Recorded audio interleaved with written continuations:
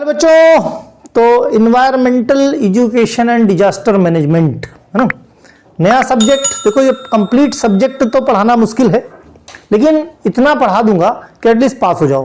देखो 50 नंबर का ये पेपर होगा और जिसमें 17 नंबर क्वालिफाइंग होंगे। इसके मार्क्स आपके परसेंटेज के साथ जोड़े नहीं जाते हैं, लेकिन ये सब्जेक्ट कंपलसरी है, राइट। तो environmental education and disaster management में जितना जरूरी है 50 में एटलीस्ट इतना पढ़ा दूंगा कि आपके 35-40 नंबर आ जाएं, है ना। तो इन शॉर्ट टाइम पे वही चीजें पढ़ाऊंगा। मॉडल पेपर भी एक दिन बना दूंगा मैं, उसी को पढ़ लेना। बाकी टाइम जैसे जैसे मिलेगा मैं नहीं कहूंगा कि मैं रेगुलर इसके लेक्चर्स अपलोड करूंगा, लेकिन बिफोर द एग्जाम कोशिश यही रहेगी कि भाई यूपीबीटी का कंपलसरी है ना, एमपी का कंपलसरी है, बिहार का कंपलसरी। कुछ ऐसे हैं कॉलेजेस जहां पे वो लोग नहीं मानते हैं, लेकिन मेरे हिसाब से सब जगह कंपलसरी होना चाहिए। एटलीस्ट इन्वायरमेंट की बात है, राइट। चलो भाई, तो शुरू करते हैं। शुरुआत में इन्वायरमेंट में हम पढ़ेंगे आज इकोलॉजी और इकोसिस्टम के बारे में। इकोलॉजी और इकोसिस्टम याद करो, 9th क्लास या 6th क्लास में, हम लोगों के टाइम पे तो नहीं, लेकिन आज की जनरेशन में 6th क्लास में इकोलॉजी इकोसिस्टम आ गया है, लेकिन 9th में सबने ये पढ़ा होगा, राइट। बायोलॉजी कह लो या जीव विज्ञान कह लो या जूलॉजी कह लो, उसमें आपने पढ़ा होगा। ओके, तो पहले हिंदी में देखते हैं। इकोसिस्टम बोले तो पारिस्थितिकी तंत्र। इकोलॉजी को बोलते हैं पारिस्थितिकी, है ना, का ही एक भाग। यानी जो इकोसिस्टम है इकोलॉजी का ही पार्ट है। जो पारिस्थितिकी तंत्र है वो पारिस्थितिकी का पार्ट है। इकोसिस्टम इकोलॉजी का पार्ट है, अलग नहीं है। ओके, एक ही भाग है। यूजीन ओडम के अनुसार, यूजीन ओडम जो साइंटिस्ट थे उनके अनुसार पारिस्थितिकी तंत्र बोले तो इकोसिस्टम प्रकृति की आधारभूत इकाई है। जो हमारा प्रकृति है, नेचर है, उसकी बहुत इंपॉर्टेंट यूनिट है, जिसमें पर्यावरण के जैविक और अजैविक मींस लिविंग और नॉन लिविंग, बायोटिक और नॉन बायोटिक घटक एक दूसरे को प्रभावित करते हैं। इस प्रकार हम कह सकते हैं कि पारिस्थितिकी तंत्र जैविक और अजैविक से मिलकर बनता है, means living and non living से मिलकर बनता है पारिस्थितिकी तंत्र। मींस चाहे मेल्स लिविंग थिंग्स में ह्यूमन बींग्स आ जाएं, एनिमल्स आ जाएं, इंसेक्ट्स आ जाएं, प्लांट्स आ जाएं, नॉन लिविंग में चाहे nature, gases, organic matter, soil आ जाए, आकाश आ जाए, पृथ्वी आ जाए, पानी आ जाए, ये सब क्या है? Non livings. इन सबको मिला के ही पारिस्थितिकी तंत्र या इकोसिस्टम बना हुआ है। इकोलॉजी की बात करें अगर हम, तो ये जीव विज्ञान बोले तो जूलॉजी की एक ब्रांच है। इकोलॉजी जूलॉजी की ब्रांच है। इसके अंदर जीवों के एक दूसरे तथा उनके वातावरण से इंटर रिलेशनशिप, जो लिविंग बींग्स हैं वो नॉन लिविंग बींग्स बोले तो वातावरण यानी नेचर से किस तरीके से जुड़े हुए हैं, उनके बीच में क्या संबंध है।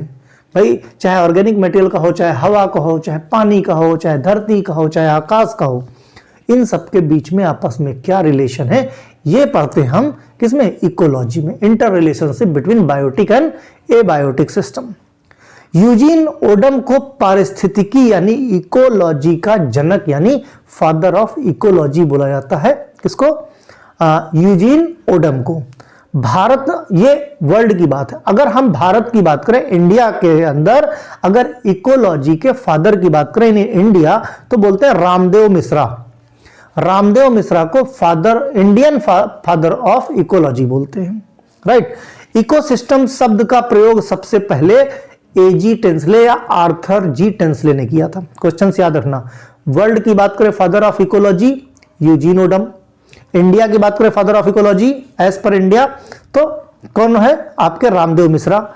सबसे पहले इकोसिस्टम का प्रयोग यानी हु क्वाइंड, तो आर्थर जी टेंसले, इन्होंने क्वाइंड किया था, सबसे पहले उपयोग किया था। फादर नहीं थे, सबसे फर्स्ट टाइम इन्होंने इस्तेमाल किया था।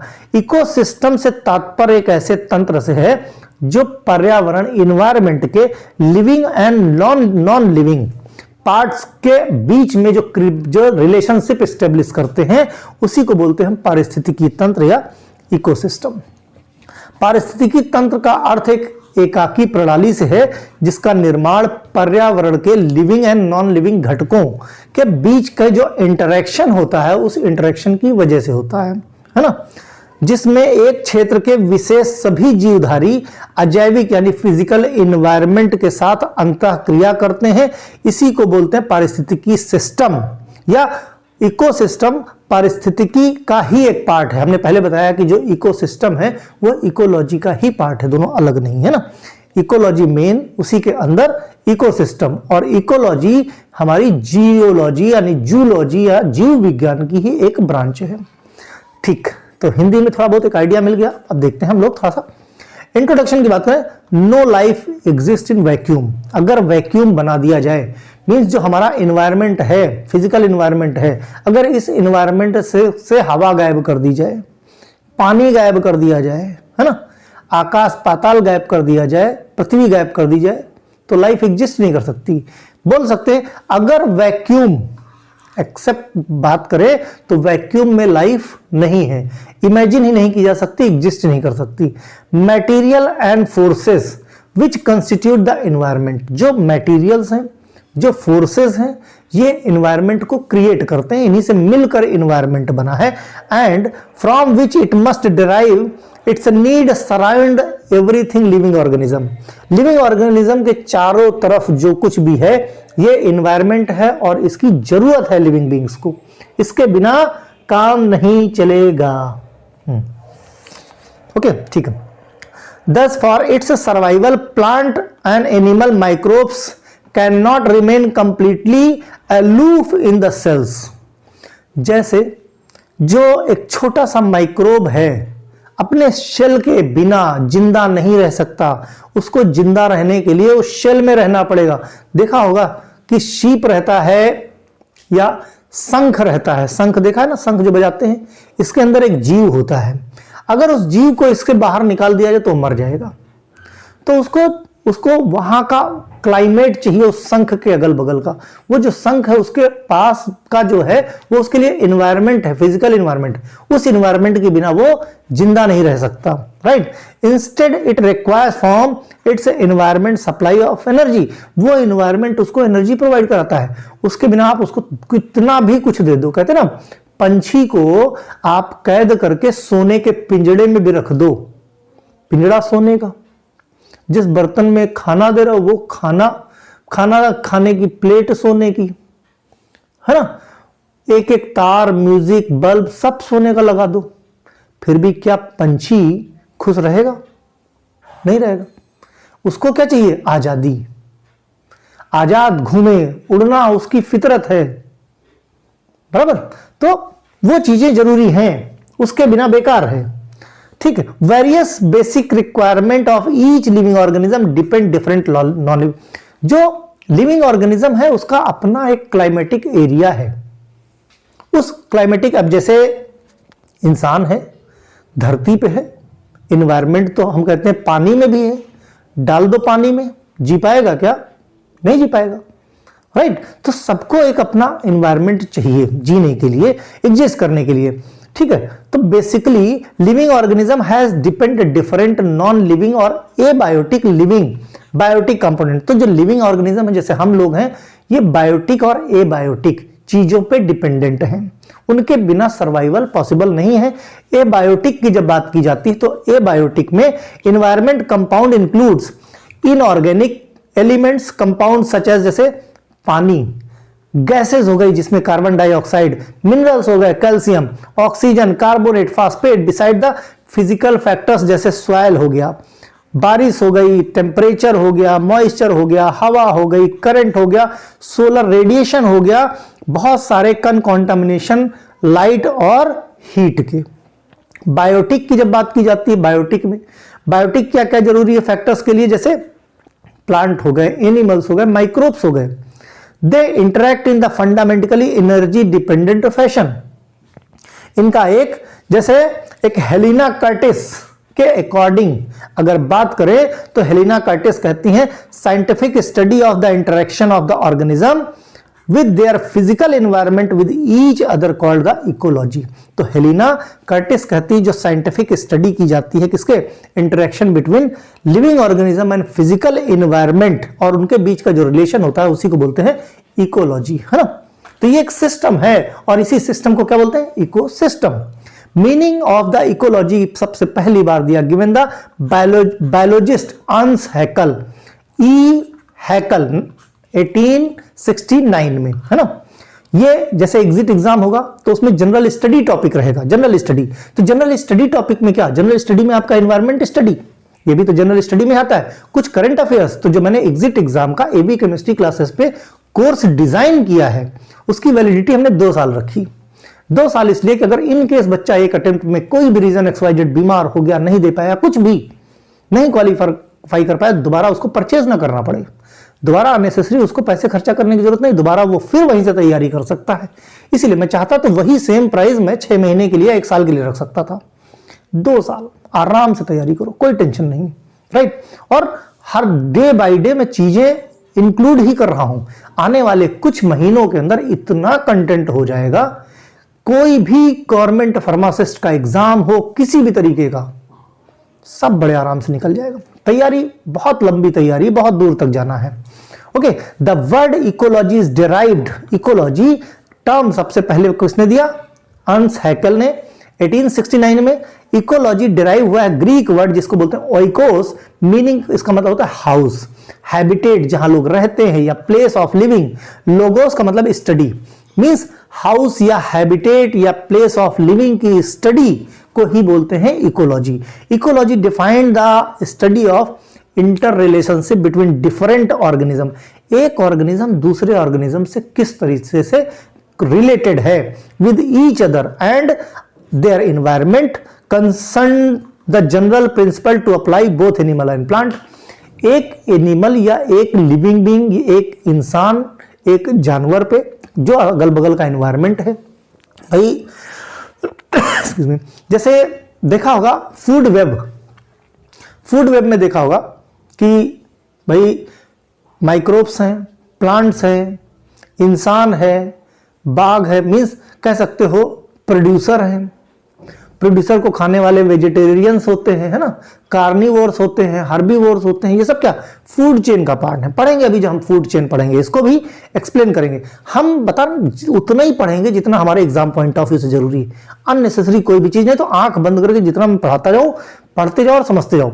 बेसिकली ऑब्जेक्टिव क्या है, इकोलॉजिकल स्टडी क्यों की जाती है, importance of the humanity to understand the environment. Environment का इंपॉर्टेंस समझने के लिए इकोलॉजिकल स्टडी कंपलसरी कर दी गई है। आप देखो आज के सिनेरियो में अर्बनाइजेशन या इंडस्ट्रियलाइजेशन को देखते हुए लोग क्या है, जंगल के जंगल काटते चले जा रहे हैं। पहले भाई तुम लोग भी देखो, अगर कोई गांव का है तो गांव में अगर जमीन उमीन है तो किसी के बाबा ने बाग लगाई थी, किसी के नाना ने बाग लगाई थी। ऐसा कोई है जो ये कह सके कि मेरे पापा ने बाग लगाई है या मैंने खुद बाग लगाई है। मीन्स 2 पीढ़ी पहले, 3 पीढ़ी पहले, 4 पीढ़ी पहले की है। पहले लोग सोचते थे प्लांटेशन के बारे में। आजकल क्या है, गुलाब लगा लो एक, है ना, गमले में, और क्या बोलते हैं उसी में सब्जी उगा लो, लहसुन प्याज उगा लो, सीजनल प्लांट्स लगा लो, है ना।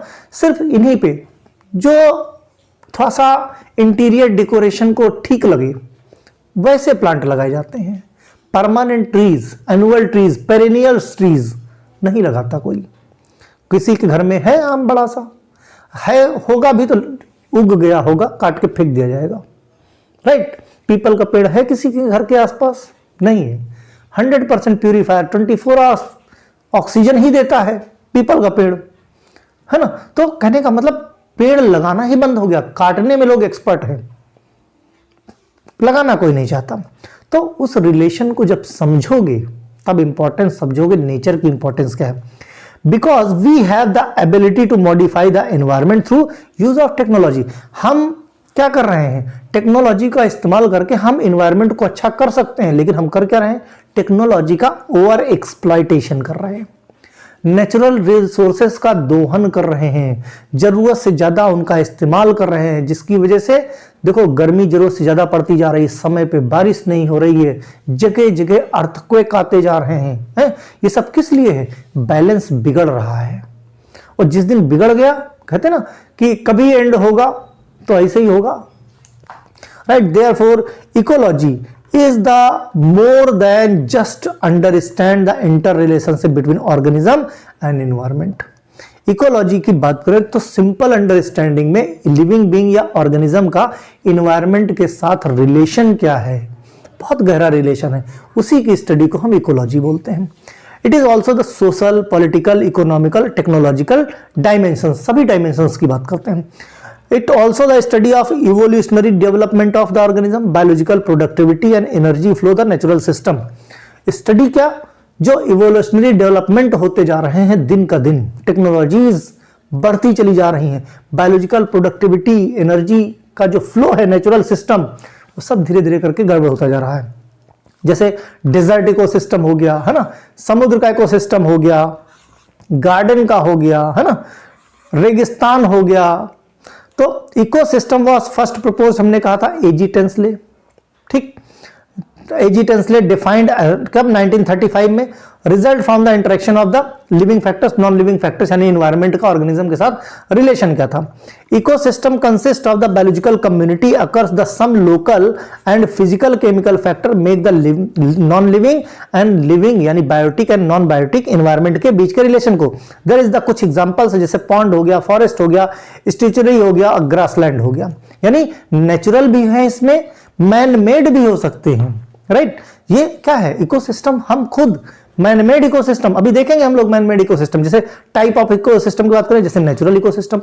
नेचुरल इकोसिस्टम में operate themself the natural condition based on the habitat type, further classified into 3 type. Natural को 3 तरीके से फिर डिवाइड किया गया। जैसे टेरेस्ट्रियल इकोसिस्टम, जैसे ग्रासलैंड हो गया, जंगल हो गए, ठीक। फॉरेस्ट इकोसिस्टम हो गया, ग्रासलैंड इकोसिस्टम हो गया, डिजर्ट्स हो गए, उनके इकोसिस्टम हो गए। एक्वाटिक इकोसिस्टम की बात करें, जैसे फ्रेश वाटर इकोसिस्टम हो गया, फ्रेश वाटर हो गया। रनिंग वाटर इकोसिस्टम, जैसे रिवर और स्ट्रीम्स हो गई। स्टैंडिंग वाटर इकोसिस्टम, जैसे लेक एंड पॉन्ड्स हो गए।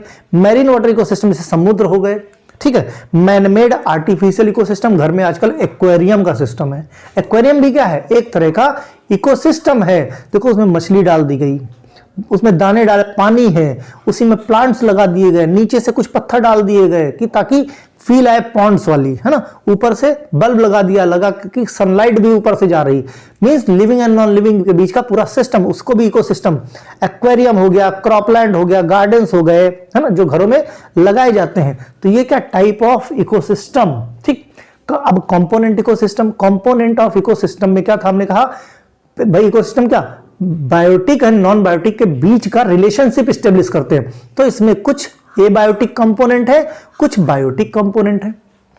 एबायोटिक कंपोनेंट में फिजिकल फैक्टर, इनऑर्गेनिक सब्सटेंस और ऑर्गेनिक सब्सटेंस आते हैं।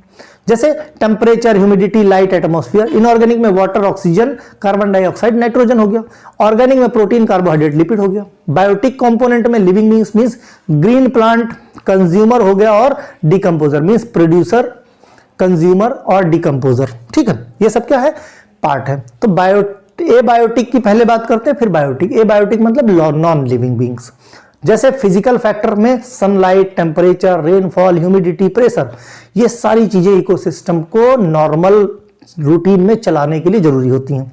इनऑर्गेनिक की बात करें, इनऑर्गेनिक गैसेस हो गई, carbon dioxide, nitrogen, oxygen, phosphorus, sulphur, water हो गया। ऑर्गेनिक कंपाउंड्स की बात करें, कार्बोहाइड्रेट, प्रोटीन, लिपिड, है ना।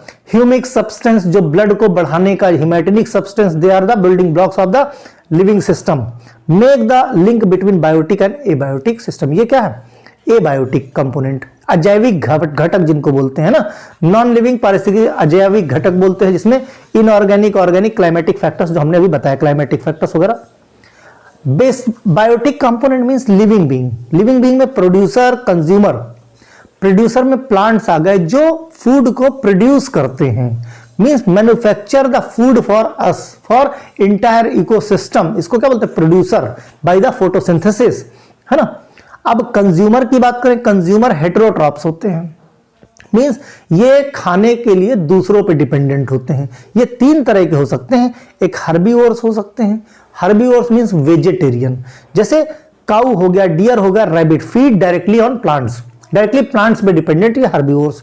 कार्निवोर्स की बात करें जो प्योर नॉन वेजिटेरियन है, प्योर नॉन वेजिटेरियन, उनको कार्निवोर्स बोलते हैं। जैसे animal which eat the animal, है ना, जैसे लायन हो गया, कैट हो गया, डॉग्स हो गए, ये क्या है, नॉन वेजिटेरियन। ओमनीवोर्स की बात करें, ओमनीवोर्स मींस सर्वाहारी, ये सब कुछ खा सकते हैं, वेजिटेरियन नॉन वेज सब कुछ, है ना। Organism feeding upon the plant भी खाएंगे, एनिमल्स भी खाएंगे, जैसे ह्यूमन, पिग, स्पैरो, है ना, आंट, चींटियां भी होती हैं, बहुत सारे माइट्स होते हैं, बहुत सारे इंसेक्ट्स होते हैं जो ओमनीवोर्स होते हैं। ठीक, फिर ये बायोटिक, वही जैसे हमने बताया, ऑटोट्रॉफ और हेटरोट्रॉफ, दो तरह के सपोसित। ऑटोट्रॉफ मींस प्लांट्स हो गए, और हेटरोट्रॉफ में जो जैसे कंज्यूमर्स हो गए, कंज्यूमर्स कौन कौन से, जैसे हर्बीवोर्स हो गए, कार्निवोर्स हो गए, आपके ओमनीवोर्स हो गए, प्राइमरी सेकेंडरी टर्सरी लेवल। फिर बात करते हैं डिकम्पोजर की, जो सबको डिकम्पोज करके खत्म करेंगे। मींस जब जैसे कोई मर गया, चाहे प्लांट डिस्ट्रॉय हो गया हो, एनिमल मर गया हो, इंसान मर गया, तो उसको डिकम्पोज करके फिर से उन्हीं पंच तत्वों में मिलाने का काम, जिसको बोलते हैं मृत जीवी, सेप्रोट्रॉफ्स बोलते हैं, याद रहे क्या, सेप्रोट्रॉफ्स, जो मरी हुई या डेड चीजों पे को डिकम्पोज करने का, जो उनसे अपनी एनर्जी लेते हैं। These are mostly like bacteria, fungi, feed on dead or decomposed dead organic matters, plant हो चाहे animals, तो ये वही एंजाइम सिक्रीट करते हैं जो डेड को डिकम्पोज करे और उसी से ये एनर्जी देते हैं। इन्हीं को डेट्रिटस फीडर्स बोलते हैं या डेट्रीवोर्स बोलते हैं। क्या बोलते हैं इनका दूसरा नाम, अदर नेम, डेट्रीवोर्स या डेट्रिटस फीडर बोलते हैं डिकम्पोजर को। भाई जैसे कोई भी जानवर मरता है, उसको दफना दिए या ऐसे भी छोड़ दिए, चील कौवे खा गए, बाकी जो बचा हुआ है सब क्या है, कुछ दिन के बाद सब खत्म हो जाता है, हड्डियां बच जाती हैं। ठीक, तो कहां गए वो कीड़े मकोड़े जो होते हैं, डिकम्पोजर्स होते हैं, वो उसको सड़ा देते हैं, फर्मेंट करके खत्म कर देते हैं। इंपॉर्टेंस क्या है भाई इकोसिस्टम की, इंपॉर्टेंस मजबूती से रिलेशन पता चलता है प्लांट और एनिमल के बीच में, है ना। Various food chain, food web के बारे को प्रमोट करता है। इसेंशियल इकोलॉजिकल प्रमोट्स करता है, लाइफ को प्रमोट करता है इकोसिस्टम। ठीक, recycle, nutrition, biotic and abiotic cycle या component, maintain usual flow of energy, carbon cycle, energy cycle, nitrogen cycle, oxygen cycle या वाटर साइकिल। ठीक, a part of ecosystem play the very important role controlling the weeds, relation of rotation of the crop, management of grassland, forest biological survey, conservation of soil, wild life, etc. and etc. बहुत सारे ecosystem के importance है। Next video में हम लोग food web, food chain के बारे में बात करेंगे। थोड़ा सा इकोसिस्टम और इकोलॉजी में डिफरेंस। पारिस्थितिकी तंत्र एक प्रणाली है जिसका निर्माण पर्यावरण के बायोटिक और एबायोटिक के बीच के में जो रिएक्शन होती है उसका पता करते हैं। इकोलॉजी क्या है, इकोलॉजी पारिस्थितिकी विज्ञान की एक शाखा है जिसमें जीवधारियों के एक दूसरे के बीच में जो रिलेशन है, इकोलॉजी रिलेशन बताती है और इकोसिस्टम रिएक्शन बताता है। बेसिकली जो इकोसिस्टम है वो इकोलॉजी का ही पार्ट है और इकोलॉजी जूलॉजी का पार्ट है। पारिस्थितिकी तंत्र पारिस्थितिकी की ही एक इकाई है, मतलब इकोलॉजी की ही एक यूनिट है इकोसिस्टम। ठीक है, पारिस्थितिकी तंत्र पारिस्थितिकी का ही एक हिस्सा है, वही बताया, और इकोलॉजी एक व्यापक बहुत बड़ा क्षेत्र है। ठीक, नेक्स्ट वीडियो में हम लोग एनर्जी पे नंबर ऑफ पिरामिड्स के बारे में, फूड चेन, फूड वेब के बारे में, किस तरीके से कौन किसको खाता है, सर्वाइवल फूड चेन की पूरी सी लिस्ट देखेंगे, है ना, जो पिरामिड्स वगैरह होते हैं, और भी बहुत सारी चीजें जो एग्जाम में आने वाली है उनके बारे में स्टडी करेंगे। बाकी अगर समझ में आया तो कमेंट करके बताना, कुछ और पढ़ना हो, कुछ और कंफ्यूजन हो, किसी और तरीके की जानकारी चाहिए हो तो कमेंट करना। Okay, bye.